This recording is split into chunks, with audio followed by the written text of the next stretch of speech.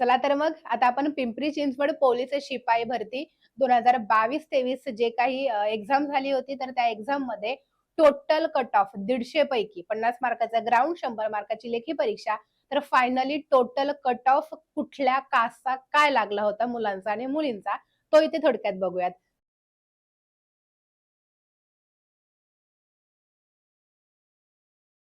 कास्टनुसार बघणार आहोत एकाच 10 प्रमाण. सगळ्यात पहिले आहे एस-ई-बी-सी. मुलांचा कट ऑफ लागला होता 130, मुलींचा होता 118. ई-डब्ल्यू-एस मुलांचा कट ऑफ 103, मुलींचा 96. ओ-बी-सी मुलांचा कट ऑफ 129, मुलींचा कट ऑफ 119. एस-सी कॅटेगरी मुलांचा 124, मुलींचा 111.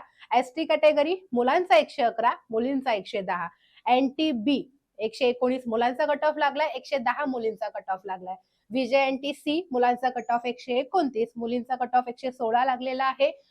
व्ही-जे-एन-टी-ए मुलांचा कट ऑफ 122 आणि मुलींचा कट ऑफ 104 लागलेला आहे. एस-बी-सी मुलांचा कट ऑफ 120 आणि मुलींचा कट ऑफ 100.